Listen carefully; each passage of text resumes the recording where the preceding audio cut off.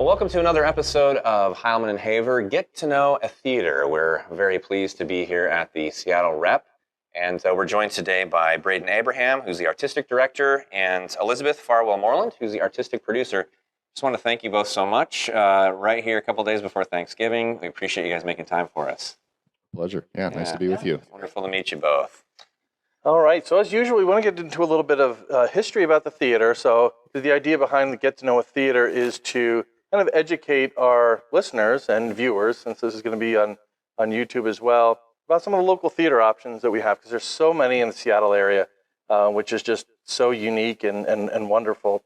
And then talk about the upcoming schedule and some of the work that's going on here at the theater. So I guess going back to the beginning, theater was founded in 1963, kind of right after the World's Fair. Mm-hmm. And from what I understand, a kind of famous name had a little bit to do with getting Seattle's entry in the regional theater market.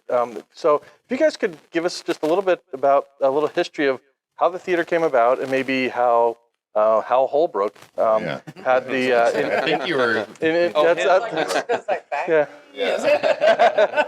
That's what I would say. So yeah, going back to the beginning, how did the theater come about? What's the impetus behind it?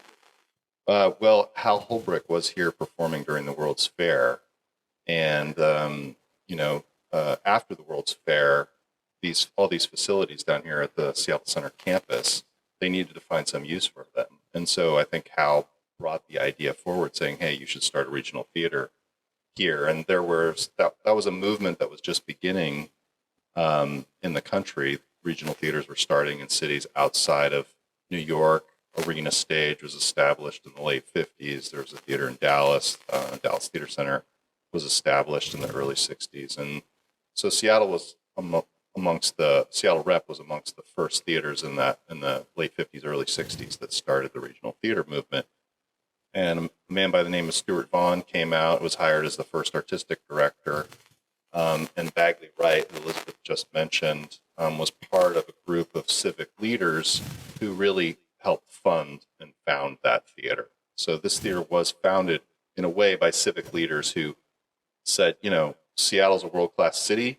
We need world-class arts, and we need a world-class theater that is rooted here for audiences who live here, with work that is made by artists who live here. For them, it wasn't enough to have just touring shows come through the roadhouses downtown. They wanted a theater that was rooted in the people who lived here, and that included the artists. So a repertory theater was founded, and that first decade was really about establishing a real repertory theater with a company of actors doing plays in rep, with classics. I mean, I think it started as more classics than newer plays, but from the very beginning, there was an idea that classics and newer work should be put together, and that was the founding vision of the theater. What was the first show that played here at the Rep? King Lear. Oh, wow. That was the first show, yeah. And it's funny because in 1965, my father joined the acting company. Is that right? 2 years in, my father was here. And so all of these names, when we talk about Stuart Vaughn and Bagley Wright and some of the other people here at the time, Donnelly, and I think on the board was Stu Ballinger, and all of those names from my childhood when I came back in 1992, and then later in the 90s. Suddenly I was surrounded by all of these names of God, like theater gods. This is the first theater. Of course, it was across the way in the old Playhouse. Yeah. It was the first theater I remember being in. And so the history of the Rep is it feels like it's my entire childhood. Very personal, So, yeah, so they, these names and Hal Holbrook sort of started that history going of these. Speaking of the original Playhouse, it had its last show, I understand, in the 82-83 season, when the current auditorium, the Badgley Wright Theater, was built. What were the drivers behind moving to the new theater space? Well, they wanted to put all of the operation under one roof. That was one thing. When it was in the Playhouse, their scene shop was in another space, and their costume shop was in another space. And so this centered all of the scene shop is here, the costume shop is here, the theaters are here, the administrative offices are here. And that does make the facility unique still to this day. So that was part of it. Also, the theater was growing, and I think they wanted to have a bigger space to have bigger audiences and have a bigger footprint. So that movement really began, as my understanding, in the late 60s. As the theater was firmly established and moving in the 1970s, they began the campaign that ultimately resulted in a bond issue being passed by the city and the theater being built. These things take a while. So it took 10 or so years for them to raise the funds to build the theater, and that work was completed in 1983 when the doors opened. Is the original Playhouse still? It's right It's still there, right yeah. across the way. It's Cornish has it right Cornish now. Okay. And Intimon Theater was there for many years. And part of the thing with it was that these buildings that were built for the World's Fair weren't actually built to be here forever. Mm-hmm. And luckily, when they built things to be impermanent back then, they were a lot more permanent than than we would think. But part of it was that the building was aging and it didn't have the room for the dressing rooms, the backstage space. And really, just being able to get an auditorium that was over 400 or 500 seats was, as the subscriptions were growing and all of that. A good problem to have. Exactly. Yeah. And so then just to kind of complete the story about the facility, this half of the building that we're in now was built in 1997. So, in the 90s, the theater wanted to add a second space. They had a second space in the Poncho Forum, which is a little black box space that was originally built purely as a rehearsal hall. And they started doing a lot more new work in there in the late 70s and up through the 80s when Dan Sullivan was here. And so that inspired this idea of, let's create a smaller, more intimate theater, especially for new work, but to have a mix of plays in there as well. And that was completed in 1997, which included these administrative offices that we're in. Yeah, looking back through the history, there's been a few times when the Rep has had two stages. And there's also been a few times when there's been kind of a traveling troupe or company as well. So currently there's two stages. Now there's the main Bagley Wright Auditorium, and then there's what was the other? The Leo K, which is a 280. So the Bagley is, and we can talk about the renovation that we're going through, but the Bagley is roughly 750, 775. And then the Leo K is also a proscenium space. That's 280. And then we also still have the Poncho Forum, which is our black box space, which has seats for about 125. Okay. Oh, wow. Yeah. But we primarily use that as a rehearsal space and a workshop space, a sort of lab space. We do events in there, and we have the seats in there to do some performances, but usually of work that's in progress. Is there a process when you determine what show is going to go in which venue, other than the black box space? And do you typically have things going on simultaneously, as far as you're rehearsing in one to be performed there, and then how does that process work? Yeah, I think sometimes if Braden had his way, all the shows would be in the Leo K, because he loves intimate plays, and taking a larger play and sort of making it a smaller, more intimate experience for the audience and the actors, changing that energy. Sure. But ultimately, we do often have two plays going on at once, in both spaces, or all of both of our rehearsal halls, and both of our stages full at the same time, and I think so much of the decision of what play goes into what space is really what the energy of the play will hold and what the house will hold. We are able, even in the Bagley, to feel very intimate. But in that stage, we have more room for larger casts, sort of shows that feel a little bit like they can go beyond the back wall of a larger space. Of course, a lot of our musicals go into that. A lot. We don't do a ton of musicals, but we've been doing more and more. Yeah. And yet we also love the small space for the small intimate musicals, or 2 or 3 person shows, maybe up to 6 people. But as we read plays and we go through it, we will often say, this feels like a Bagley show. This feels like a bigger show. But sometimes we'll have a 1-person show and say, what, this could carry in the Bagley, even though it's a 1-person show. Like Fanny is coming in, and that's a 1-person show, and it absolutely will hold the Bagley. And sometimes we try to put a lot more people in the Leo. Yeah. Yeah, it does depend, and I think one of the things that for Seattle Rep, I think one of the things that distinguishes us is that we have both the intimacy and the scale. That we Right. can do both, and even in the large space, I think you have it's unique in the city in that you have both the intimacy and the scale, and it is designed for big classic plays and screwball comedy and musicals and big ambitious new plays, and that's exciting. But we can also scale it down too. And Leo K gives us it's really one of the best spaces for intimate new work in the city. The acoustics are impeccable. It's wonderful for solo shows and two character plays and really meaty scene work. It's great to be that up close. Yeah. Well, and there have been a number of famous premieres here, from Richard Gere's theatrical acting debut to Felisa Rashad's. Did you see that, Richard? No. That was You would have before been my like time. you would have been like 5. Oh no, I was probably like 12 or something. But I wasn't in Seattle at the time. But like Richard Chamberlain's, Richard too, my parents actually toured with that, I think, before it came here. So there's so many connections. Yeah. throughout all Yeah, and Felicia Rashad was here. Yeah, She- directorial debut. yeah. What is it about Seattle as a theatrical city and the Rep specifically that makes it such a great starting or jumping off point or jumping in point for people like that to get to get a first exposure as an actor or a director? What is it? First of all, what is it about Seattle? We spend time in the film community and trying to bring more film work to Seattle. It's such a wonderful geographic location. But you have the Paramount, you got the Fifth, you got the Rep, and is there something special about Seattleites? Well, we think so. Of course, we would agree with you. No, I mean when you talk to other artists who are from other places, they are charmed by the city and the natural beauty, and there is something that's inspiring about this city, and I think this artist community. Yeah. That's just we hear that over and over and over again.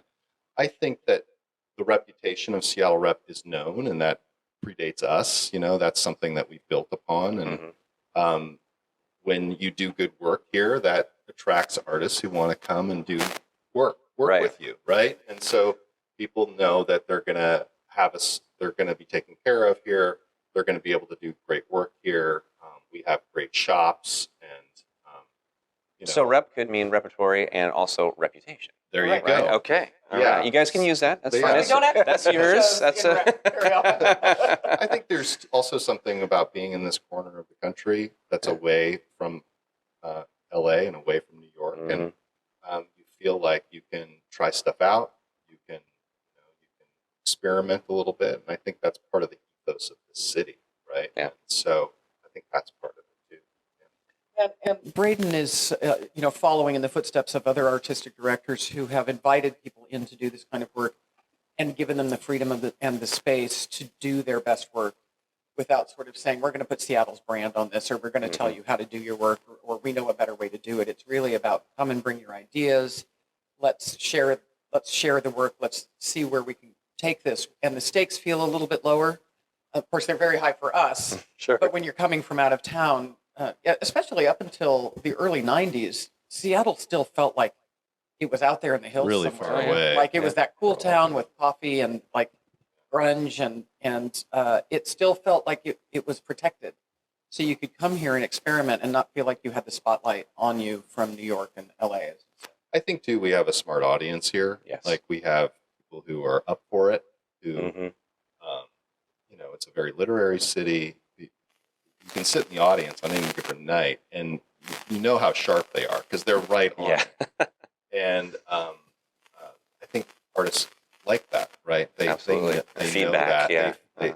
They feel that, and yeah. I mean, as producers, I think we're always trying to strike that balance between being hands-on and hands-off.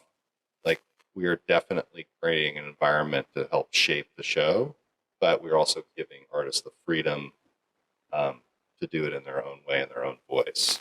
So, I think that's part of what makes the theater successful, and that's what we're proud of is to be able to really, especially launch projects from here Mhm.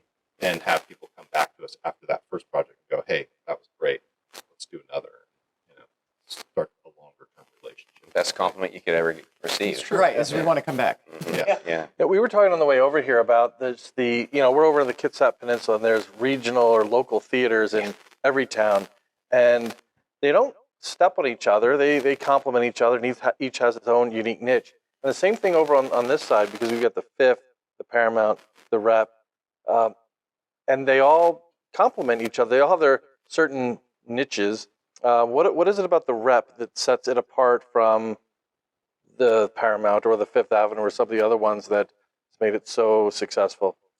Well, I think I think if you look at the programming for each theater, you're going to find places where there's differences, and then you're going to find places that are where there's overlap.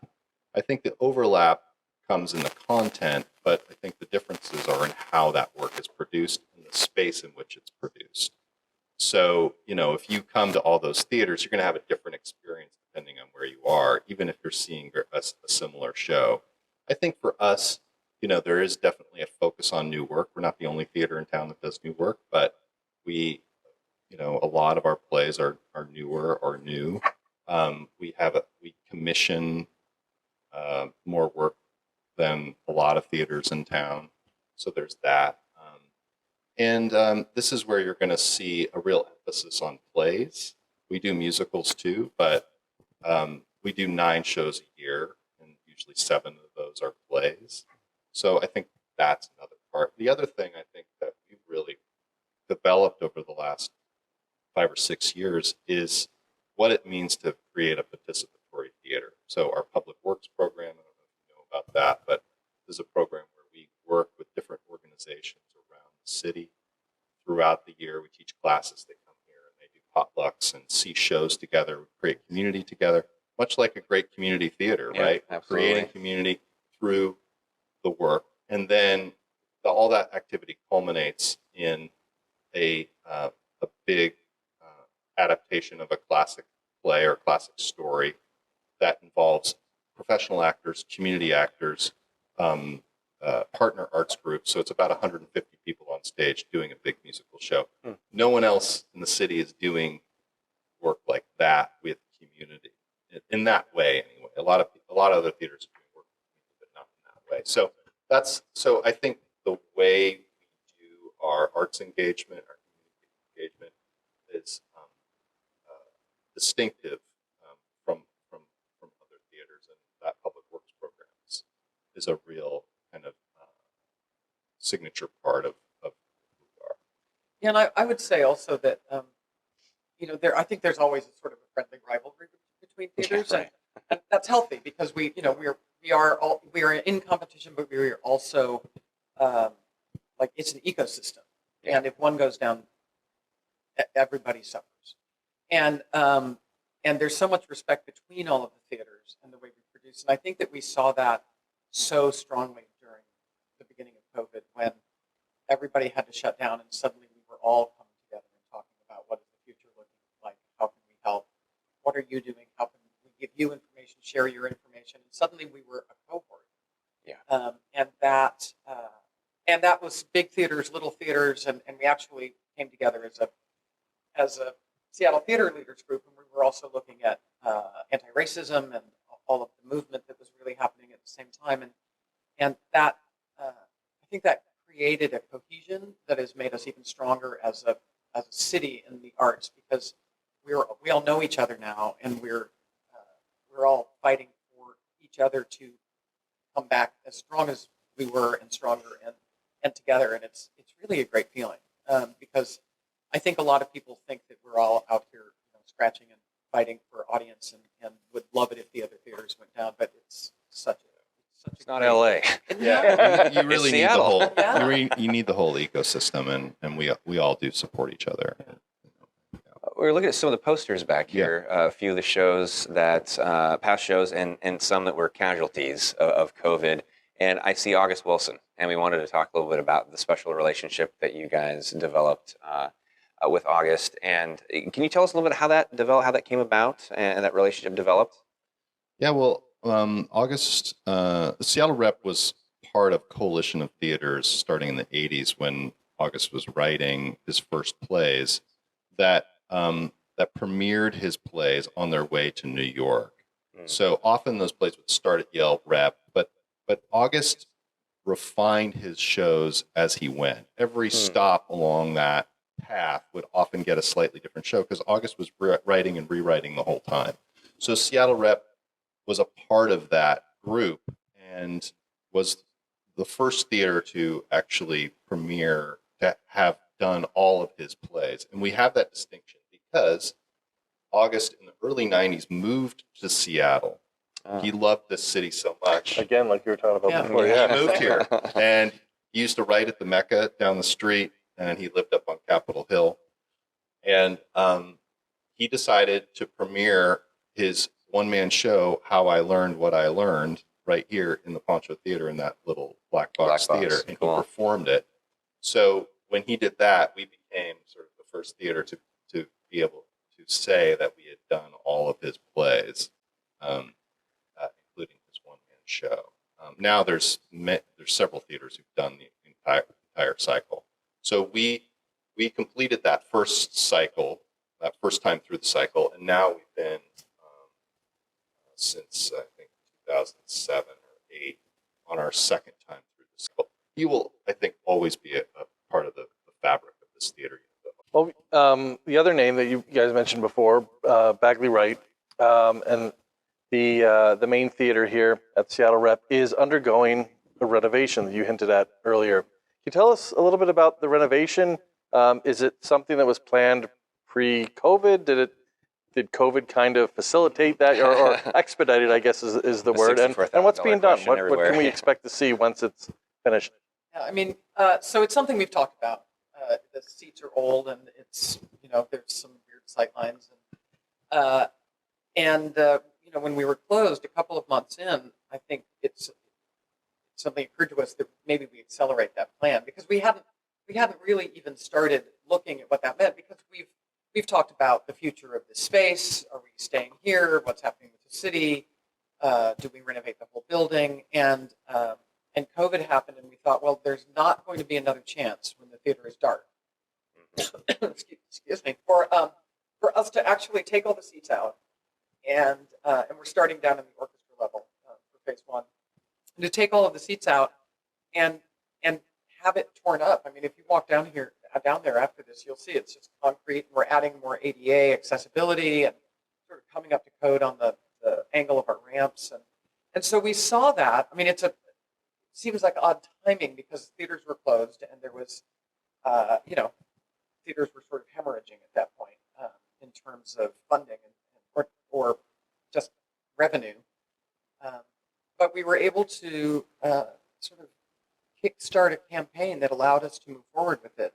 Because what we thought was, well, let's not get open after being dark for what we thought at the time might be a year.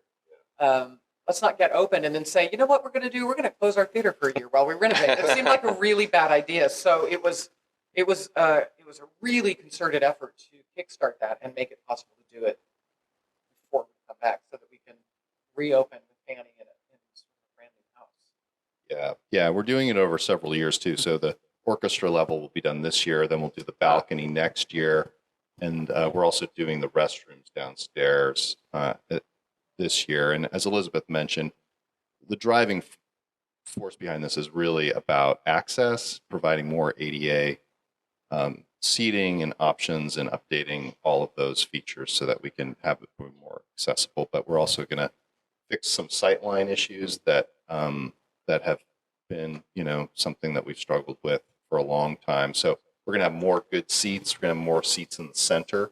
Seats will be slightly wider. More legroom. There'll be more legroom. Right. So Sold. it's going to be great. Yeah, I guess the theater's 40, I guess almost 40 years old, right? And Yeah, it's time. Is this the first time work's been done to it? In this way, yes. Okay. Yes. We haven't done any work in that house since 1983. Now, you mentioned Fanny, a one-person show. That's going to be your premiere.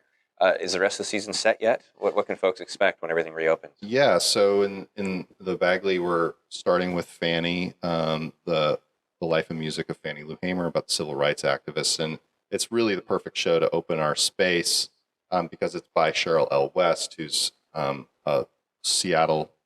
She lives in Seattle. This is a co-commission with the Guthrie Theater, the Goodman Theater in Chicago.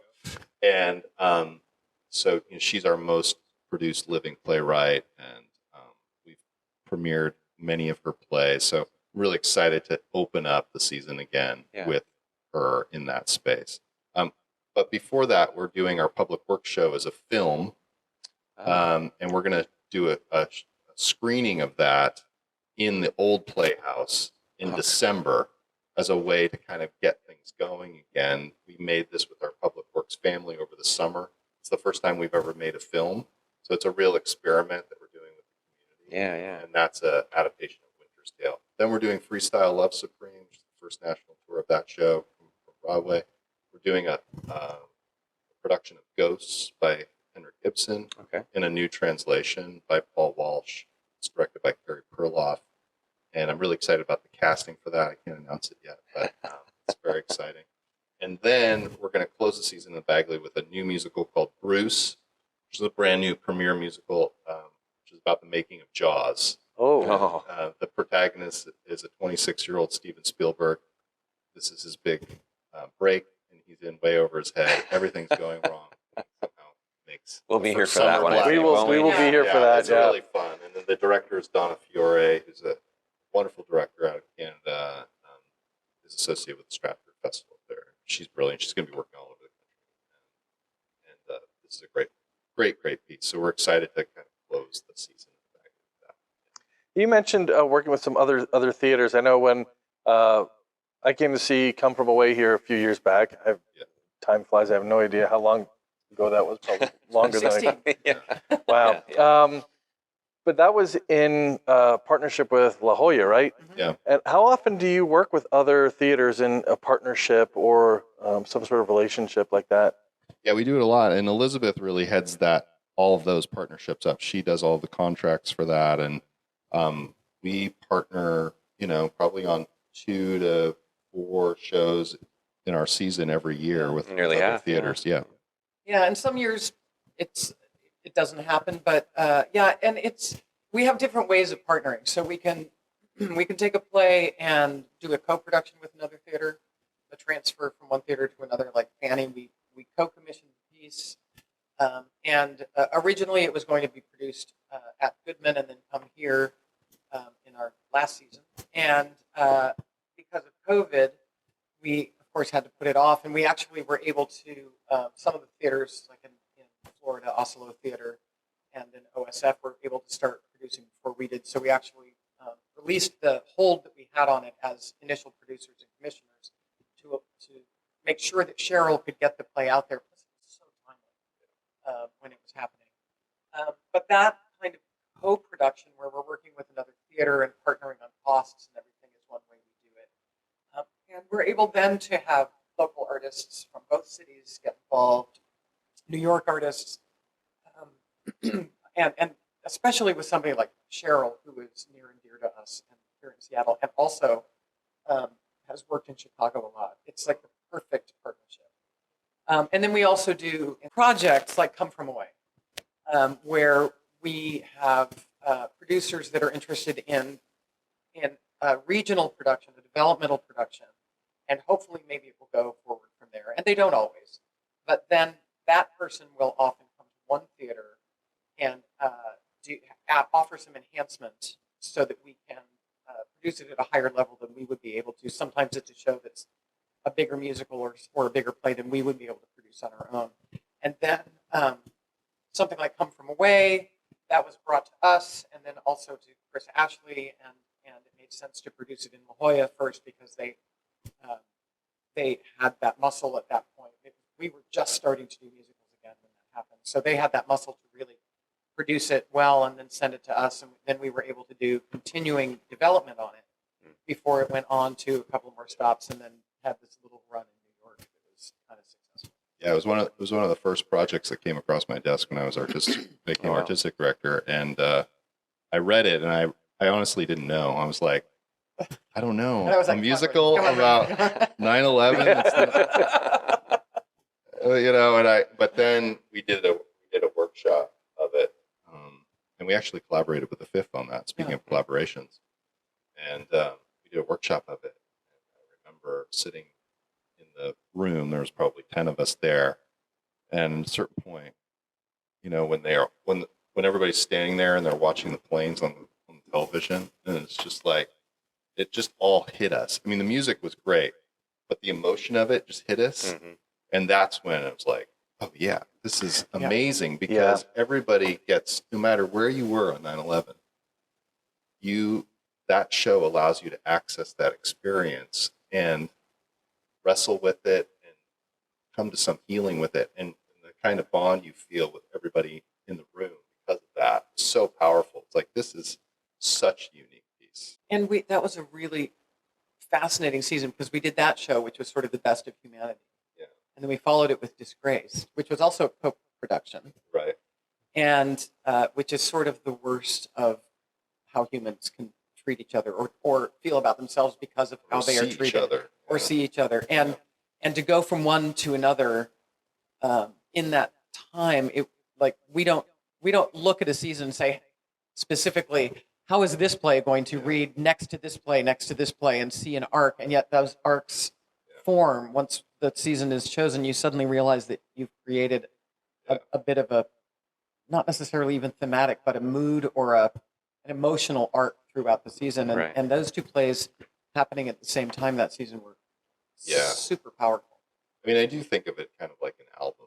Like, you know, it's like you want to take the audience on a ride from September till June, and there's a balance to it, but you're also looking for those sort of emotional ride all the way through the season. That's also about style and tone, right? And representation of voice.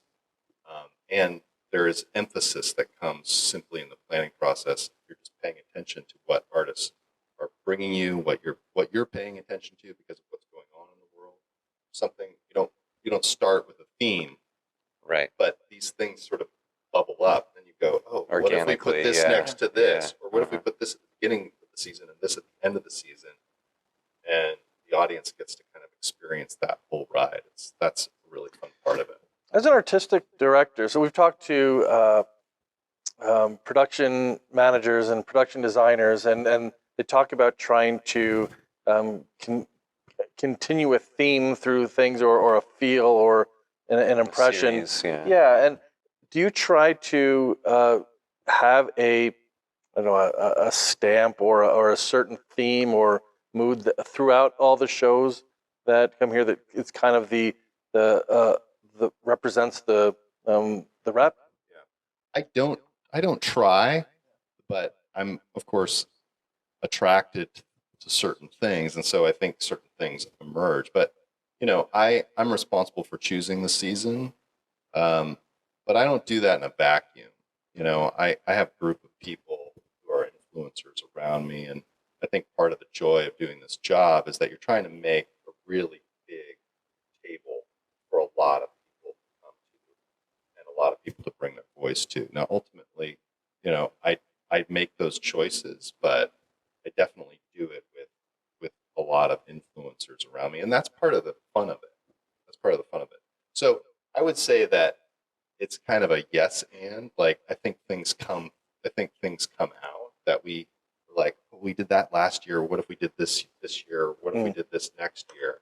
And there's certain, like, I remember one season where we ended up with like 4 or 5 plays that were about the immigrant experience in some way. We didn't set out and say, oh, we're going to do a season that's about the immigrant experience. It's just how it happened. And they were all very different plays with very different points of view. And I don't even know if an audience would say, oh, that was, I experienced all these immigrant plays, but that it was really exciting when that happened. And because they were so different from each other, you really got this kaleidoscopic kind of view of it. And one thing you want to always do is surprise the audience. Yes. Like, you don't want the audience being, oh, well, this is a rep show, it's going to be like this tonight. So you want to be able to have that, you know, they go in and they're like, wow, I did not expect this from Seattle Rep. And I remember, like, after we did the LBJ plays, which was huge. It was the biggest project we'd ever done.